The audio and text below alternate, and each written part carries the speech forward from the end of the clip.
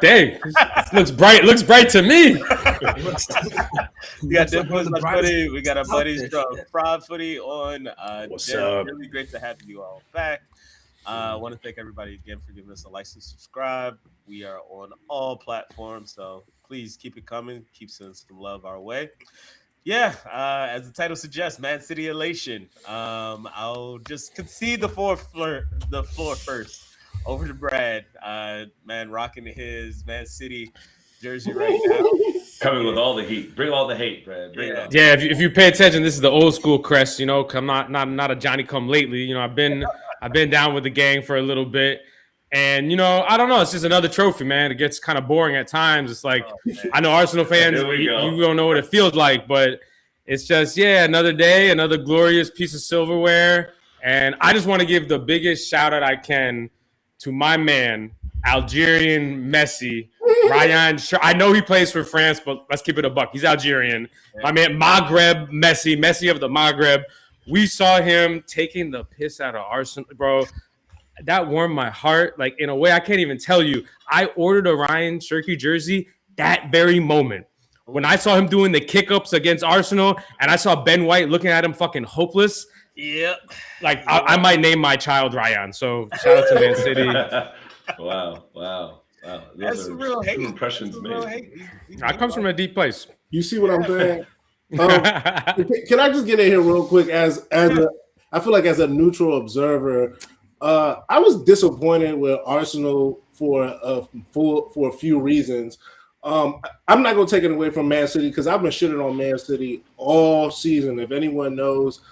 And you saw what they did in Champions League, and you see that they're 9 points back in the Premier League. So I think there's good points to be made that Man City is not the Man City of 2022-23 at all.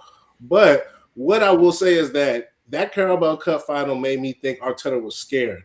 I was texting Brad and I was saying, "Oh man, Pep got into his head," because when I saw who was in goal. Kappa.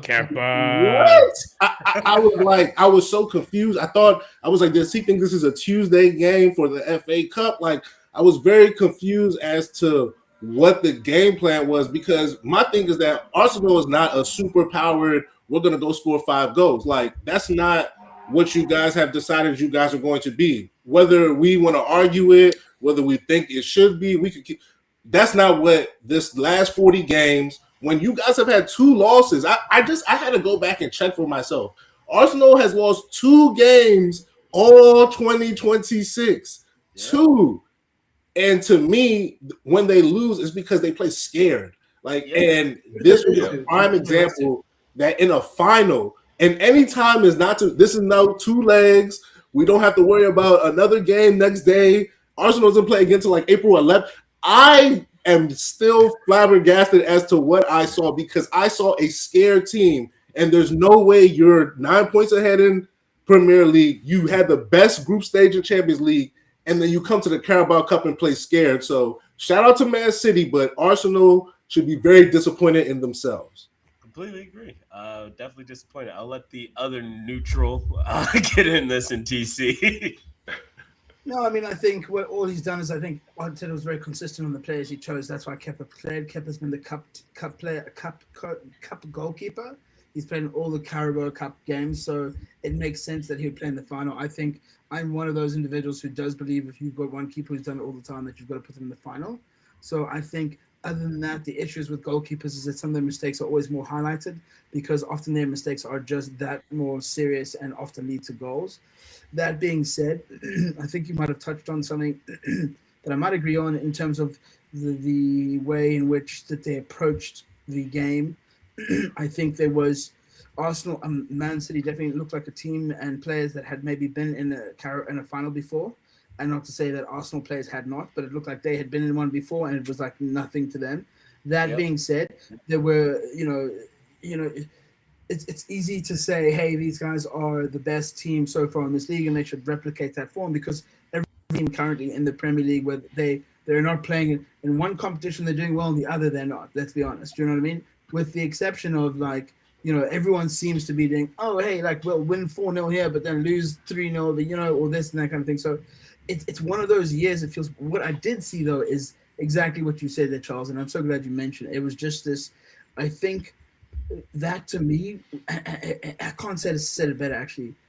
It felt like the game mentally, and the issue is the coach does not play on the field, but that did feel like Arteta was like it was like looking at his big daddy, at his daddy over there every time, and he had his number in that sense, and not in a bad way. I just think that, and maybe that's just because Arteta isn't really emotional or reactionary. I mean, he did, he does jump up and stuff, but it just felt like he did not have an answer, or that the team didn't turn up, or that isn't their focus. Now, I think we have to take something very into consideration. That's my last point. This is the Carabao Cup. I will say it's important. But Arsenal fans right now are going to say they don't give a fuck about that shit, right? Because they are focused on something else. And I completely get that. Their focus is really on something else. They need to save their energy for that. Maybe the players had that in mind. And I think that's just something to consider. That being said, no player goes out to play any fucking game. I don't care if you're getting paid or free. Nobody goes out to lose or not to win. You know what I mean? So that's what I don't believe to anybody saying, oh, they don't really care, because I know they fucking care. You go on that pitch and they wanted to win. I just think that somebody else wanted to win better because they know they have no other trophies coming their way, to be fair. So I think maybe Man City, this is our only trophy. Yeah. Now the Carabao Cup doesn't matter, right? I'll tell you one person who looked like it mattered. You see Mikel Arteta after the game, you see that man head in hands. He was about to get his first trophy in 5 years. I don't care if it's a Carabao Cup, man. Like, he needed that trophy like someone lost in the desert needs a sip of water. And my brother is still thirsty, and he's going to remain thirsty. I still think Arsenal is going to bottle the league. We can table that discussion for later. Yeah. I'm really curious to learn more about how Arsenal fans feel about Kepa, because I get that he played the whole cup run, and I understand that like long-standing philosophy, but the gap between him and Raya is so big that when a silverware is on the line, like, do you maybe make an exception and put the best keeper in the world between the sticks? I don't know.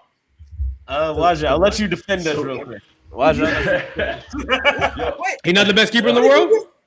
That's Raya? So many points. Yeah, maybe Courtois. Who you got? Definitely not Raya. I'd say third. Courtois, fucking Donnarumma. He's up there, so I'm saying like he's top 3 no matter what, right? Look, I think when it all comes and Kepa's like top 300, so it's like, what are we talking about here? I'll say top 17, Kepa top 20,000. We've seen Kepa in the Carabao Cup before. You remember when he told the Chelsea coach, "I'm not coming out for pens," and then he blew it? Like, he's not made for the moment. Kepa's played in Champions League. He's played Champions League final, and he's played in Euro finals as well, bro. Yeah, Kepa is tested. Let's not take away from that. And TC, like you said earlier, when a goalie makes a mistake, when a goalie makes a mistake, those mistakes are always more dire than any other player on the pitch. That's true. And I believe that Arteta was right to keep him in because he had the cup run and he deserved to play in the final. I definitely believe that. Do I think he's as good as Raya? In no way, shape, or form. God, he should have punched it. Like, what were you doing? But that's all in hindsight. He did what he thought was right at the moment, and he bottled it, and then he bottled it again. I mean, but we look scared. I mean, there's no other way to put it. As an Arsenal fan, we look scared. We did not show up in the second half, and they just put on the press. They put on the press the whole match, and Pep was clear. He threw them in the gauntlet to Mikel from the beginning and said, we're just going to press you guys and see what you guys can do. And we could not, set pieces were pretty weak. We couldn't go down the wings. Saka looked, absent for the whole match. Yeah. And for our defense, so did Haaland. I mean, Haaland had a bad game too. Let's not give it away that the whole squad. Nah, Saliba had a great game. Saliba balled out. Oh yeah, he was bossing Haaland like he always does now. I mean, that was fantastic. But at the end of the day, your boy O'Reilly came through with, the first goal was literally almost out of nothing. But that's the difference, right?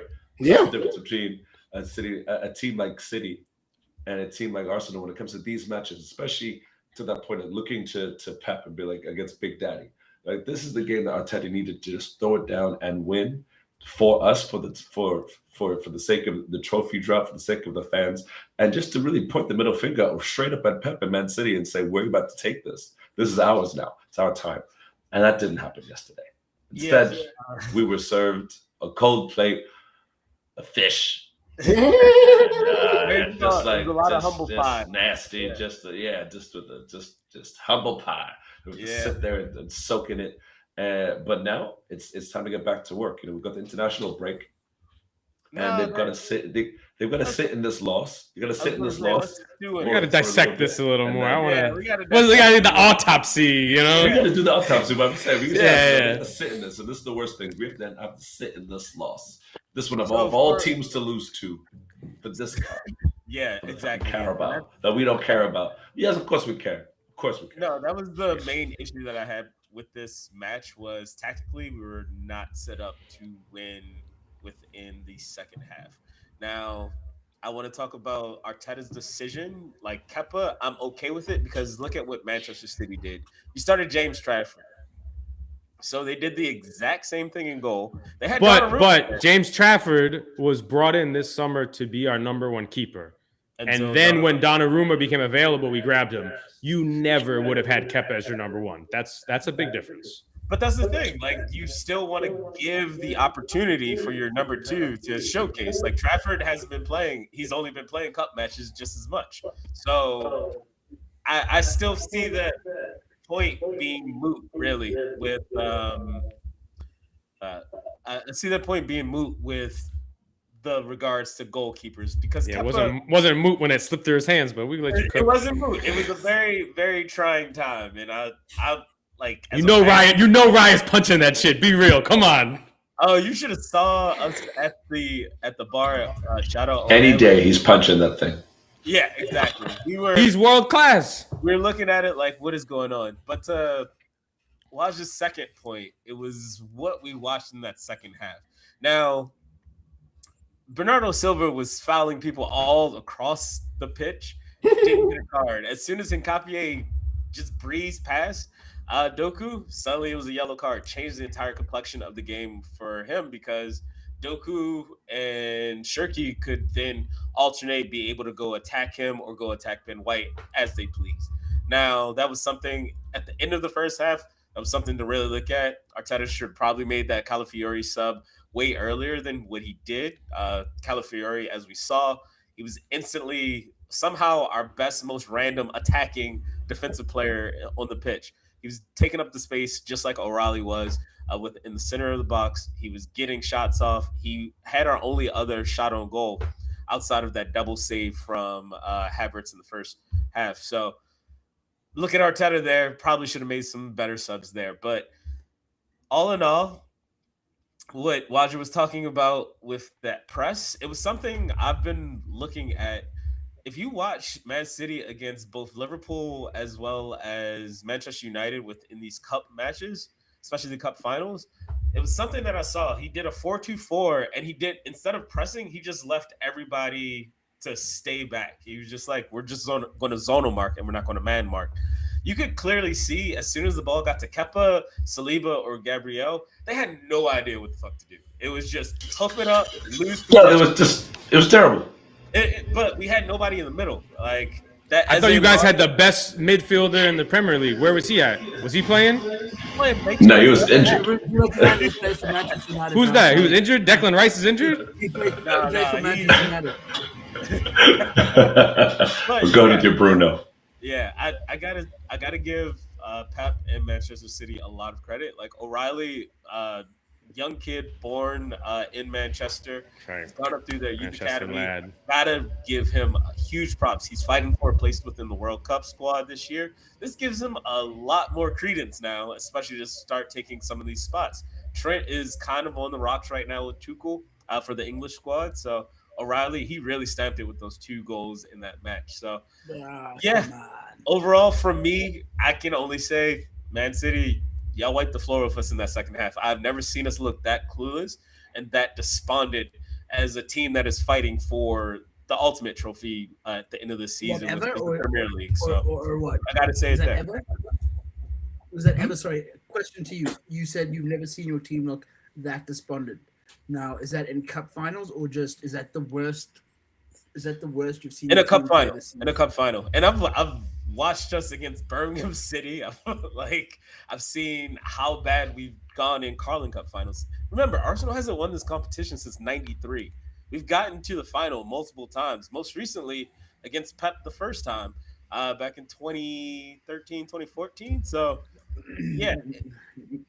Thank you for that history lesson of a team that's never won. Again. So Yeah.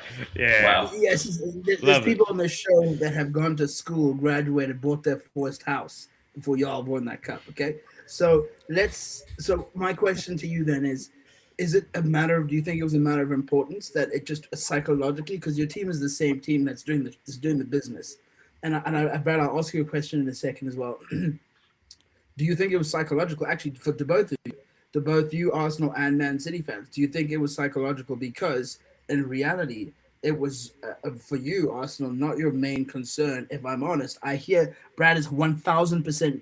Every cup is fucking important, and you guys especially needed that cup. It's a great way to help you get to the next cup, and you were one game away from it.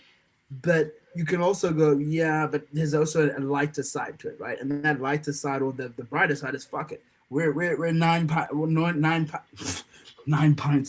points ahead, and going for that we've been missing for so long, which is so important. We know that that's more important. Let's be honest. Carabao Cup is great, and that might even save some managers if they win it. You know what I mean? So very much so. From my point of view, I feel as though it would have been amazing to have that just as a stamp of everything that we've been doing for these last 5-6 years. Like, being able to beat the team that has consistently beaten you in the league for those titles 3 years in a row, it would have been really nice to be able to just stamp authority and say, this is our league, this is the first way in. But we didn't give Liverpool the same treatment last year, and they ultimately went to win the league when they lost to Newcastle in the same cup last year. So as long as we win the Premier League, I feel as though I'm good with what just happened yesterday, because it is what it is, and it is what it has to be right now. And Manchester City, I just don't feel as though the consistency throughout the rest of the season is going to get them to the promised land. Even with your game in hand and you beat us at the Etihad, it's still 3 points with 8 matches to go. I'm saying, as a fan, I still feel as though it's a good place. I'm not talking for Waja, I'm talking for my viewpoint. So. Are you trying to convince us, or are you trying to convince yourself right now? Oh, I've already been convinced. Like,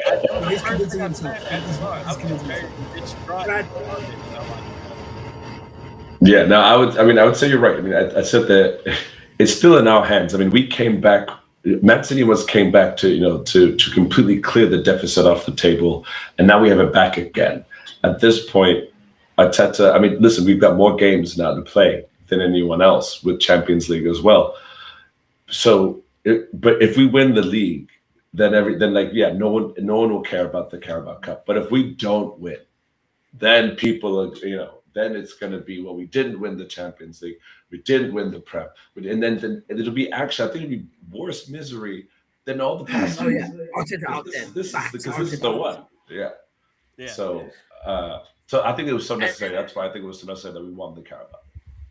You, Brad, what do you think? Do you think it was necessary for you guys? I think it was huge for us. I think the biggest challenge Man City has had is Pep will not play the best player on the team, which is Ryan Cherky to me. And all jokes aside, I think he brings a creative vision with his passes, with how he carries the ball upfield that we haven't had since De Bruyne left.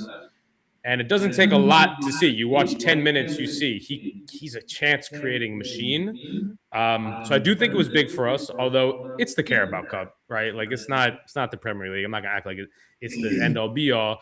I would just say for you guys, I thought Arteta's weaknesses were on display, right?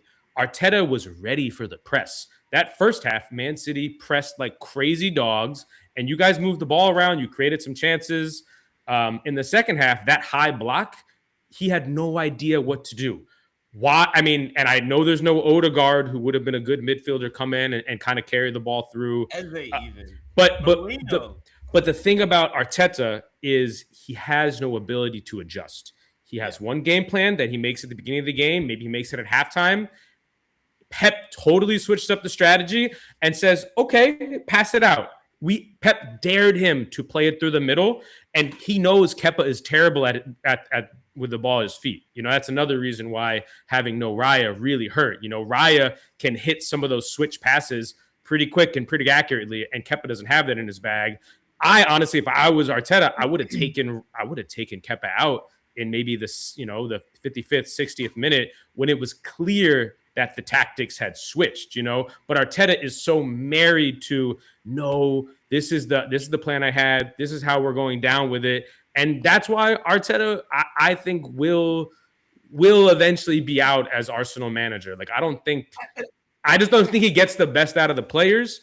I think he plays terroristic football. This is haram ball, bro. Like, this man does not like goals. He doesn't like trophies. He doesn't like beautiful football. I watch the game to be entertained and enthralled. And to me, like, I watch Arsenal games sometimes. I'm like, bro, are you trying to score goals? Like, I watched the Everton game. You guys, for the first 88 minutes, Everton was definitely the better side. And that's why I have faith that you guys can blow it. You're saying essentially that you'd rather be in third. What place are you guys in? Sorry, second place. You're below it. Second, right?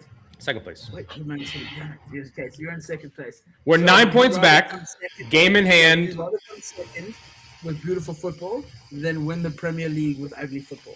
Is that what you're saying? There's levels, right? Like there's levels to ugly. To me, this level of ugly, like I know Arsenal fans who have told me, they're like, bro, I don't always like watching the games.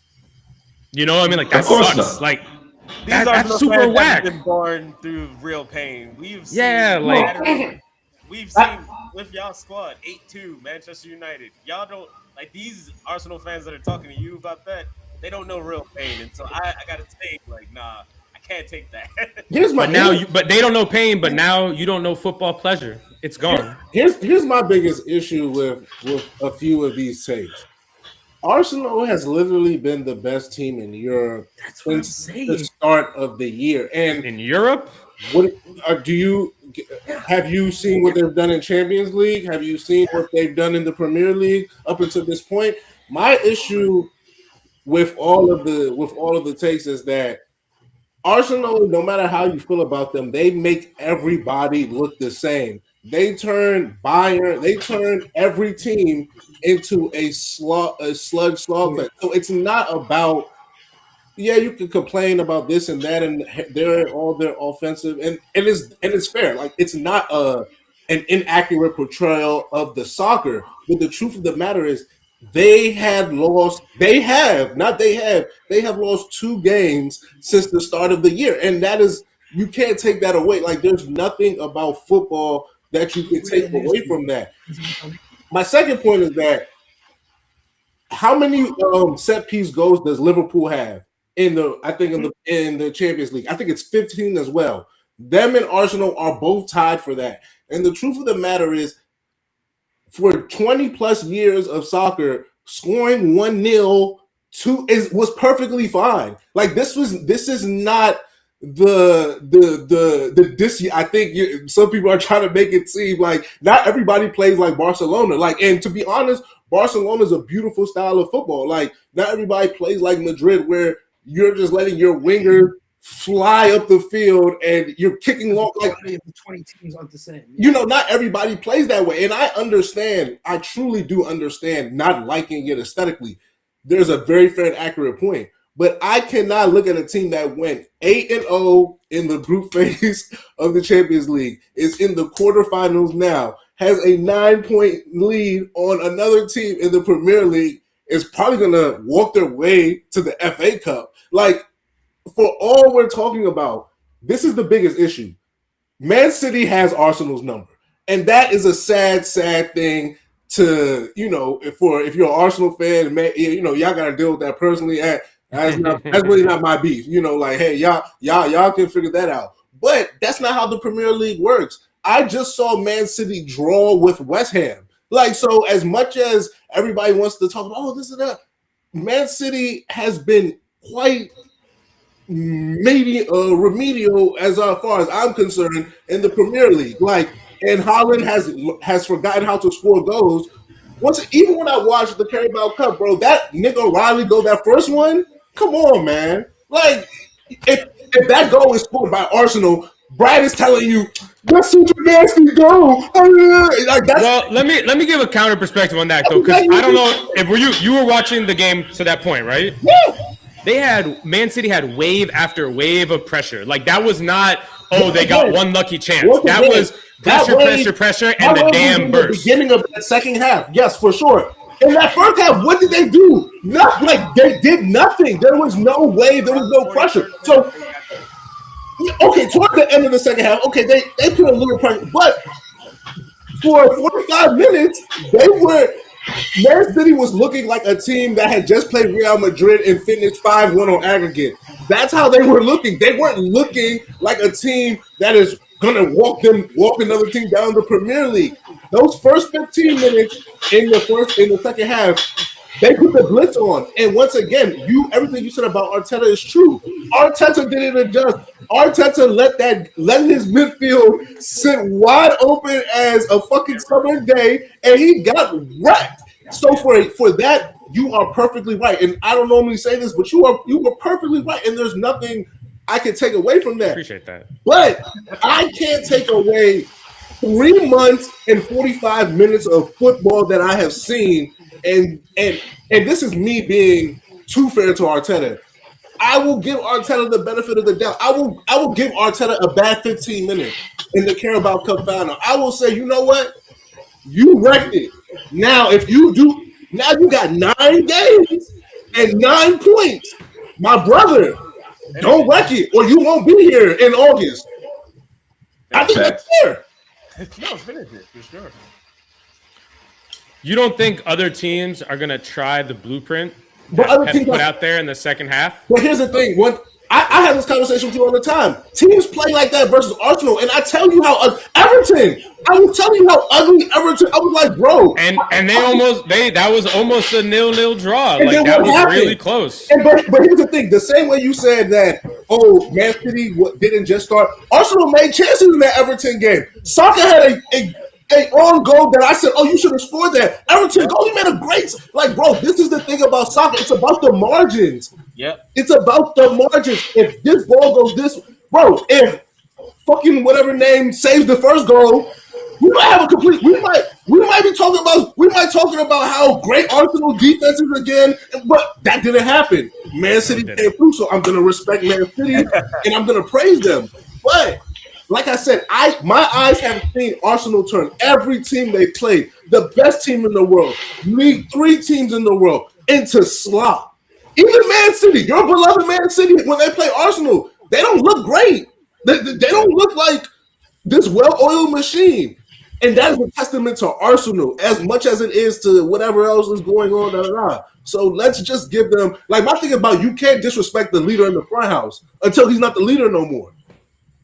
And they are. I would love to look at the schedule and see, because I see a couple draws in Arsenal's Premier League future. Let's look at this. Yeah, and can y'all look at it for me? And you got a lot of games to play. We don't have that many games to play anymore. You know what I mean? This is the same guy who 2-3 weeks ago was saying the same thing, and then what did Man City do? Drew to West Ham. So once again, why are you bringing up bullshit? It's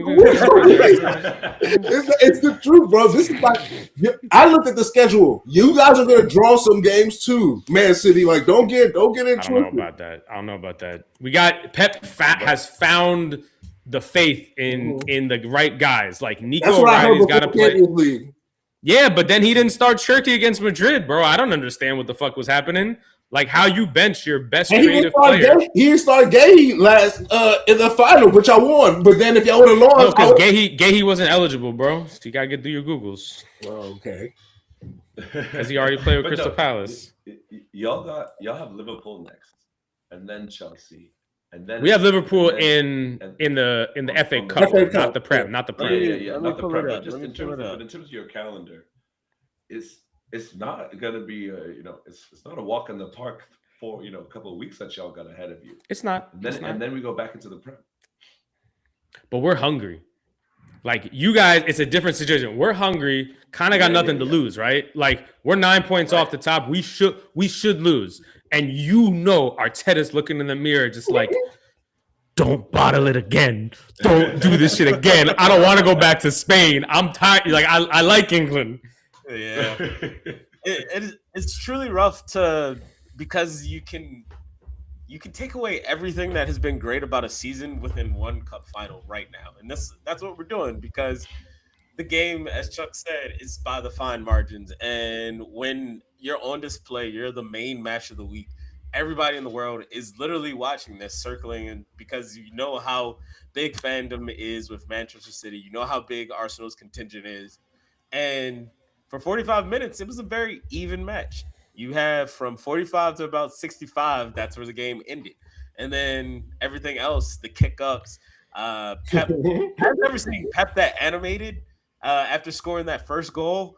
It's been a long time since I've seen that type of energy and rage. I was like, oh, this is how he bruised himself when he was fighting against the locker room, you know? It was something about that moment. I was like, okay, like Pep still has that fire in him. And is this really his last year? Is it not? We'll see. But Brad, to your point about like teams trying to replicate that strategy, I think that now Arteta has 2 weeks to figure out if a team does adjust to this. Maybe I need to listen to my number two and try to flip some things up. You saw Gabriel Heinze, former Manchester United left back. He's one of the assistant coaches.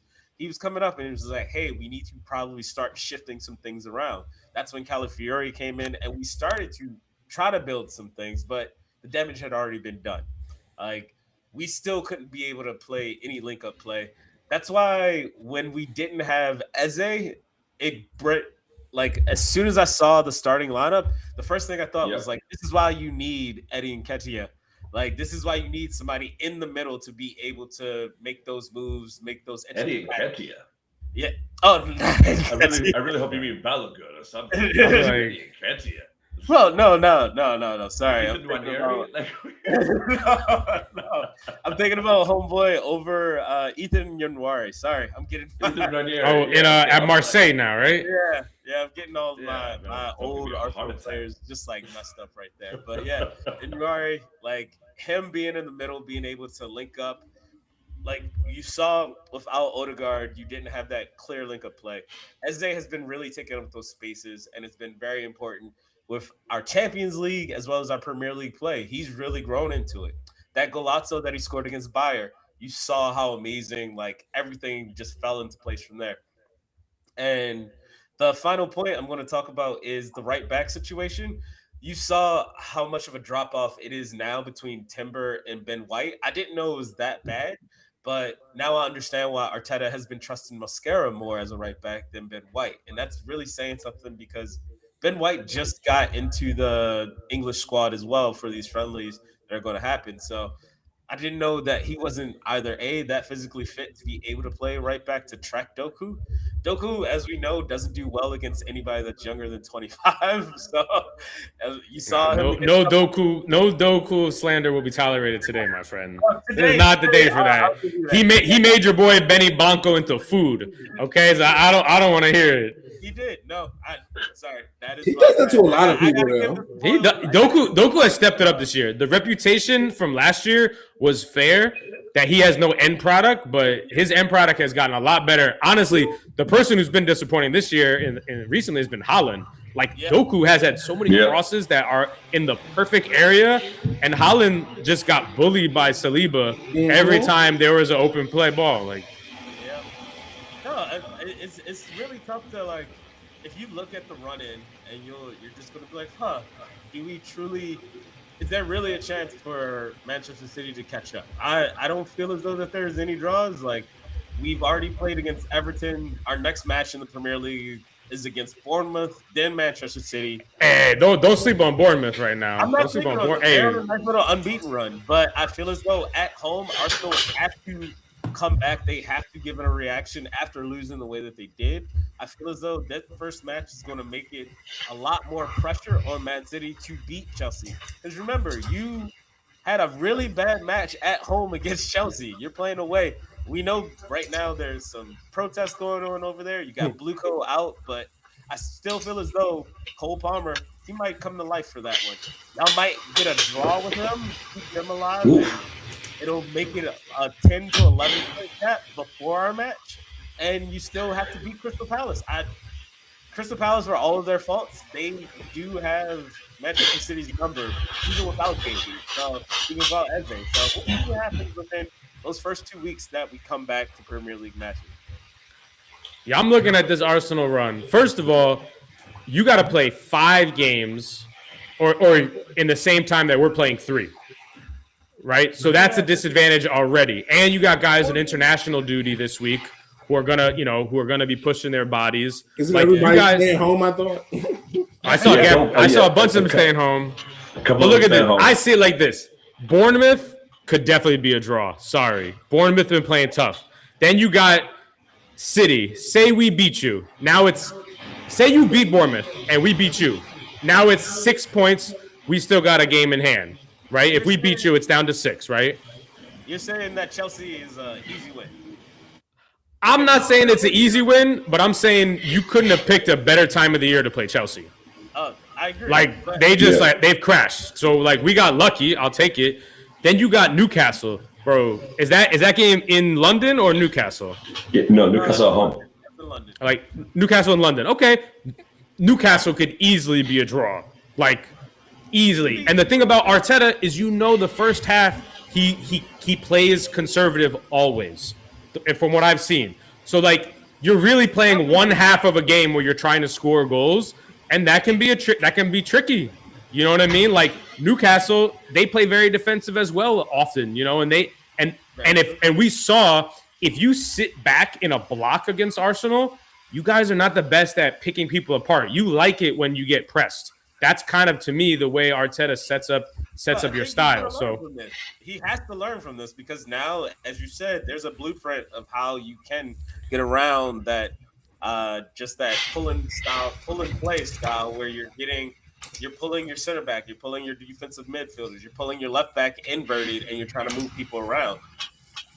Pep said no, so now Arteta has to come up with a new idea to be able to fix that, But that's Pep playing mind games. You saw what Pep said. Pep was like, and I would rather be in Arsenal's position, 9 points ahead. You guys got it. Can we go to Man City's schedule? Because we go to Man City's schedule. We talked a lot about Arsenal's schedule, but like I said, I just saw these guys draw with a team that is currently fighting relegation. So let us talk. Yes, let's talk about this schedule. Yeah, let's talk. All right, so I think we clear Liverpool FA Cup. I think we're going on to the FA Cup semis. Okay. Chelsea. Which one of y'all moved on in Champions League? Mm-hmm. Yeah. One of us played Real Madrid. One of us played Galatasaray. Before you started, you said you were going to. What did you say you were going to do? Okay, never mind. Continue, bro. I'll say Pep let me down. Pep had that first leg with Real Madrid. One of the worst games Pep has ever coached in his life. So I would say that surprised me. But we'll move on. Okay, Chelsea. I think you have to give us the advantage. Could Chelsea get a draw out of it? Of course. Okay. With that talent, they could beat us. Of course. But if you had to pick right now, like, you got to give City the advantage with the form we're in versus their form. Okay. Then we got Arsenal. I don't think we need to talk about, the comparison between Arsenal and Man City. We know how that game's going to go. Then we got Burnley, cakewalk. Then we got Everton, which I think will win. Everton's tough, but we don't sit back. Like, you guys sit back against Everton, and Everton loves that shit. Like, if you want to make it a fucking set-piece war, Everton's happy. We're gonna press those guys.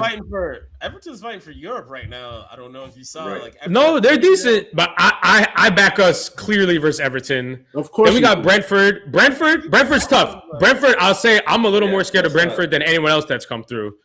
And they're also fighting Brentford, bro, because what's his name? Thiago, the striker. That dude's that's a man. Like, that guy. I don't think our center backs can really deal with him. So that could be tough.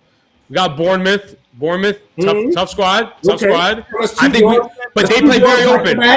But bro, Bournemouth plays like they play fast break. So like I think that benefits us ultimately. We'll give up a few goals, and then we end the year with Aston Villa, who've been the biggest choke artists all 2026. So hold on.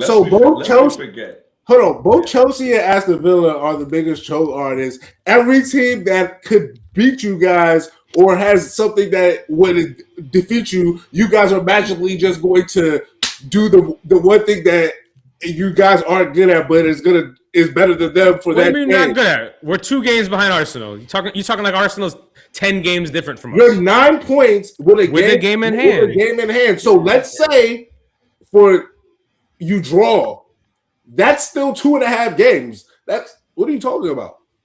Yeah. What I'm saying is we're not about to draw. We're not about to draw. Once again, you you also have West Ham and Burnley, 2 teams that are about to go out on potential relegation. Like, let's be real. Now, Bro, Pep was not locked in. Pep is locked once in. again, this is why I love fans of teams like big teams like Man City. When they lose, it's because of them. It's not because of anybody else. And when they win, it's just because they're so much better. So it's nothing ever can be about anything but them. And I love that logic because it's a delusion that we all need in our life. Arsenal fans, this is all I need Arsenal fans to do. I need Arsenal fans to not get too stressed because that's the issue. The issue is that you guys are stressing yourself. You guys need to remember that champions, I've never seen a group of people who clearly have such a great path to Champions League be like, whatever. Like, I get it, a domestic league is pretty important. It's been 23 years. I understand. When was the last time you guys won Champions League? Never. No. Okay, so that's my thing. Like, once again, I understand. I get it. I guess you guys want to go through England, hold it. I get it. You're gonna take it down London. I get all of that. I'm just saying, have some pride in the fact that you guys have been the best team. Like, once again, when we beat you guys, when United beat, the way people were acting, I was like, calm down, you guys. Like, it is one victory. Calm down. That's how people feel when they have beat Arsenal this year. That is the type of team that Arsenal is. Like, let's keep this shit real. They're that good of a team. Finish the job. Like, it's really that simple. I have a question for the Arsenal fans. You have a lot of games coming up, and say you get past Sporting, a lot more games coming up. How much is it going to be on Arteta to actually pick his spots on when to rest guys? We've seen that when you lose Saliba or Gabriel, you're a different squad. We've seen Declan Rice was limping down the stairs to go get his second place medal, right? Like, Saka, I don't even talk about, those hamstrings are like pulled pork at this point. You know what I'm saying? So it's like, how much is it on Arteta to really make some tough decisions on where he's going to put the squad out? Like, when you play Southampton, bro, if I was an Arsenal fan, I was like, there better not be one freaking starter on that field. 100%. Agreed. 100%. Agreed. I'll let you start off with that one. Yeah, man. I think, this is another big question. If we keep on winning, especially in Champions League and FA Cup, then that's just more attrition to the team. And they need to be rested. We need to get Eze and Odegaard back. And if we don't get them back in good time, especially with Marino also out, then our midfield is going to be a ship with no rudder. I think that's the one, right? So that is, first off, that's one massive situation. But yes, I think we need to be able to rest teams. If I don't want to see any major starters for the Southampton match, I want to see everyone taking a nap, except for maybe Raya, who just needs to stretch his legs a little bit so he can become the Superman that he is. But other than that, that's the game you play Kepa in. I think right. That's the Kepa game, bro. You make all your fuck ups against Southampton. Yeah, Kepa's last match, right? Kepa's last match will be with the Southampton match. Like, just go play Southampton, and then we can get back to getting Ryan back. He needs that confidence back. But I don't want to see. I want to see a rested team, a rested squad when it comes to Sporting, and then onto Bournemouth. Let's get everyone back. Let's get them fit, and if we can be fit, then we can close this shit out. I think just to close it out, it's Premier League was always the end-all be-all for the season. We know, like, watching how we're playing right now, even though it's looking rough on the eyes, it's a results-based business, and he's getting the results. I don't feel as though Manchester City is going to be perfect down the stretch. Like, you guys can get wins, but I do not feel as though Manchester City is going to be perfect down the stretch. You sure about that? I am quite sure about that. That is something We've done it before. I can bet on it, where I do not feel as though, with the lead that we have, I do not feel as though Manchester City will be perfect. Now, things can happen. We can have more injuries. I did see Saliba has a little bit of an injury, and that's why he's out of the French national team. Timber, we need to know a timeline when he's coming back. Declan Rice, as you said, he's going to be rested this week just because him and Saka have been playing so many minutes. They already know that they're going to be locked in starters with the English national team, so they're going to at least take a week off.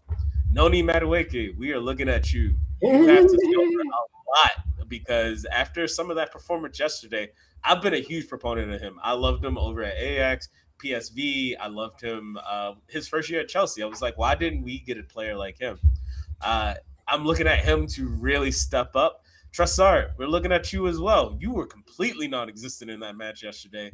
You kind of got marked completely out of the match, and you didn't make yourself available to any of the pressing or non-pressing that was going on. So our wings really need to step up.